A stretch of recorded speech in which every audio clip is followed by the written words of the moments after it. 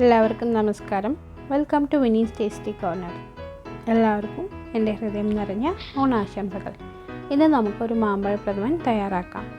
അപ്പോൾ അതിനായിട്ട് ഞാനൊരു പഴുത്ത മാങ്ങ 3 എണ്ണം എടുത്തിട്ടുണ്ട്, ശർക്കര 300 ഗ്രാം എടുത്തിട്ടുണ്ട്, തേങ്ങാപ്പാൽ എടുത്തു വച്ചിട്ടുണ്ട്. അപ്പോൾ നമുക്കിനി ഇതെങ്ങനെയാണ് തയ്യാറാക്കണമെന്ന് നോക്കാം.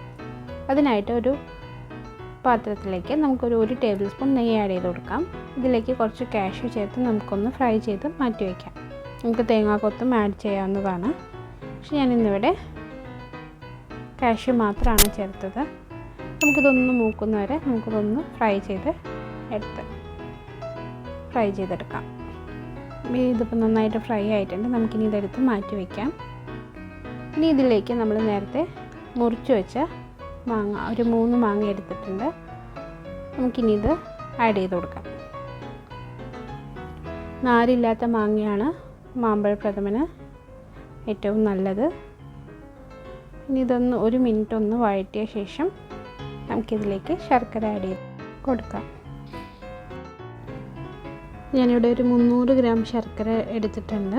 നമുക്ക് ആവശ്യത്തിന്, മധുരത്തിന് ആവശ്യത്തിനനുസരിച്ച് കൂട്ടുക കുറയ്ക്കുകയോ ചെയ്യാം. നമുക്ക് ആദ്യം എണ്ണയിൽ കുറച്ച് ആഡ് ചെയ്ത് നോക്കി മധുരം കുറവാണെന്നുണ്ടെങ്കിൽ നമുക്ക് പിന്നെ ആഡ് ചെയ്ത് കൊടുക്കാം. ഞാനിവിടെ ഒരു 300 ഗ്രാം ചേർത്തിട്ടുണ്ട്. പിന്നെ ഇത് നല്ലപോലെ ഒന്ന് കുറുകി വരണം. ശർക്കരയും മാങ്ങയും നന്നായിട്ട് നല്ലപോലെ യോജിച്ച് വരണം. മാങ്ങ നന്നായിട്ട് കുക്കായിട്ട് വരും. നമുക്കിനി ഇതിലേക്ക് ഒരു 1/4 ടീസ്പൂൺ ഏലക്കാപ്പൊടി ആഡ് ചെയ്ത് കൊടുക്കാം. അതിന് നല്ലപോലെ ഒന്ന് മിക്സ് ചെയ്ത് കൊടുക്കാം. ഇനി ഇത് നന്നായിട്ട് അതൊന്ന് കുറുകി വരണം. കുറച്ചുകൂടെ ഒന്ന് ആവാനുണ്ട്. ഇനി കുറച്ചുകൂടെ ഒന്ന് നന്നായിട്ട് കുറുകി വരും. അതുവരെ നമുക്കിതൊന്ന് അടി പിടിക്കാതെ ഇളക്കി കൊടുക്കണം. തേങ്ങാപ്പാൽ ഞാനിവിടെ എടുത്തത് ഒരു 2.5 തേങ്ങയുടെ തേങ്ങാപ്പാൽ എടുത്തിട്ടുണ്ട്. അപ്പം 2ാം പാലും 1ാം പാലും എടുത്തു വച്ചിട്ടുണ്ട്. 1ാം പാൽ ഒരു 1.5 കപ്പ് എടുത്തു മാറ്റി വെച്ചിട്ടുണ്ട്. 2ാം പാൽ ഒരു 4 കപ്പ് എടുത്തിട്ടുണ്ട്. പിന്നെ ഇത് നമുക്ക് ആഡ് ചെയ്ത് കൊടുക്കാം. ഒരു 4 കപ്പ് 2ാം പാൽ ആഡ് ചെയ്ത് കൊടുക്കാം. എന്നിട്ട് നല്ലപോലെ ഒന്ന് ഇളക്കി കൊടുക്കാം. ഇനി ഇത് ഈ മാങ്ങ തേങ്ങാപ്പാലിൽ ഇരുന്ന് നന്നായിട്ട് വെന്ത് വരണം. നമുക്ക് ഇടയ്ക്കിടയ്ക്ക് ഇളക്കി കൊടുക്കാൻ മറക്കരുത്. നന്നായിട്ട് തിളച്ച് വരുന്നുണ്ട്. ഇത് നന്നായിട്ടൊന്ന് കുറുകി വരണം. മാങ്ങയുടെ പീസെല്ലാം നന്നായിട്ട് വെന്ത് വരണം. ഇതിപ്പോൾ നല്ലപോലെ ഒന്ന് വെന്ത് വന്നിട്ടുണ്ട്. നമ്മൾ 2ാം പാൽ ഒഴിച്ചതെല്ലാം കുറുകി വന്ന് തുടങ്ങിയിട്ടുണ്ട്. മാങ്ങയുടെ പീസ് നമുക്ക് ഇടയ്ക്കിടയ്ക്ക് വലിയ പീസായിട്ട് കിടക്കുന്നു തോന്നുവാണെങ്കിൽ നമുക്കൊരു തവി വെച്ച് ഇടയ്ക്കൊന്ന് ഇളക്കി ഒന്ന് മാഷ് ചെയ്ത് കൊടുക്കാവുന്നതാണ്. ഇപ്പോൾ മാങ്ങ എല്ലാം നന്നായിട്ട് വെന്ത് വന്നിട്ടുണ്ട്. നമുക്കിനി ഇതിലേക്ക് അടുത്തതായിട്ട് ചേർക്കേണ്ടത് ചൗവരിയാണ്. ഞാനിവിടെ എടുത്തത് ഒരു 1/4 കപ്പ് ചൗവരി എടുത്തിട്ടുണ്ട്. അത് ഒരു അരമണിക്കൂർ വെള്ളത്തിൽ കുതിർത്തിയ ശേഷം കുറച്ച് കൂടുതൽ വെള്ളം എടുത്ത് നമുക്കത് വേവിച്ചെടുക്കണം. നല്ലപോലെ വെള്ളം ഒഴിച്ച് അത് ഒരു 1/4 കപ്പ് ചൗവരി നമുക്ക് വേവിച്ചെടുത്ത് അതിൻ്റെ സ്റ്റാർച്ച് എല്ലാം കളഞ്ഞ്, അതായത് വേവിച്ചെടുത്ത് ആ വെള്ളം കളഞ്ഞ് പച്ചവെള്ളം ഒഴിച്ച് നന്നായിട്ട് കഴുകി അതിൻ്റെ സ്റ്റാർച്ച് എല്ലാം മാറ്റി വെച്ചതാണ്. അതുകൂടെ ആഡ് ചെയ്തിട്ട് നല്ലപോലെ ഒന്ന് ഇളക്കി കൊടുക്കാം. ഇനി ഇതിലേക്ക് അടുത്തതായിട്ട് ചേർക്കേണ്ടത് ഒരു 1/2 കപ്പ് പശുവും പാലാണ്. നമുക്കിനി ഇതുകൂടെ ചേർത്ത് നല്ലപോലെ ഒന്ന് ഇളക്കി കൊടുക്കണം.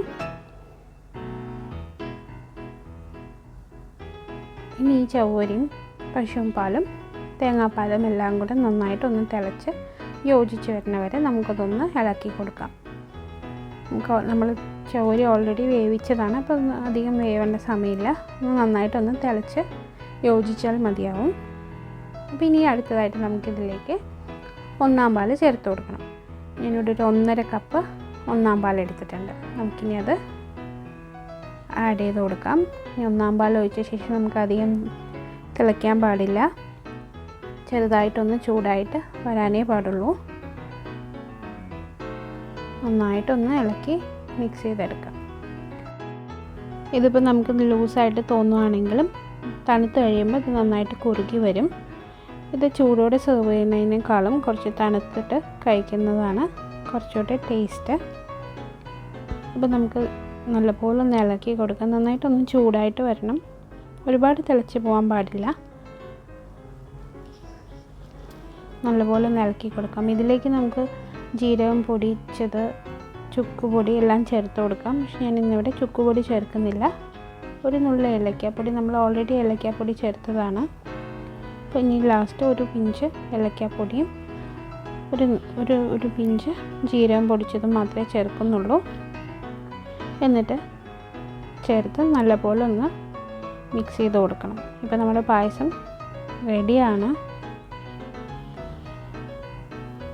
ജീരകം പൊടിച്ചതും ചേർത്ത് കൊടുത്തിട്ടുണ്ട്.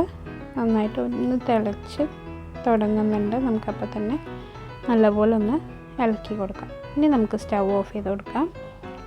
ഇനി നമ്മൾ നേരത്തെ വറുത്ത് വെച്ച കാഷ്യൂ കൂടെ ആഡ് ചെയ്ത് കൊടുക്കാം. ഇപ്പോൾ നമ്മുടെ പായസം റെഡിയാണ്. ഇത് കുറച്ച് നേരം ഈ പാത്രത്തിൽ തന്നെ ഇരിക്കണം.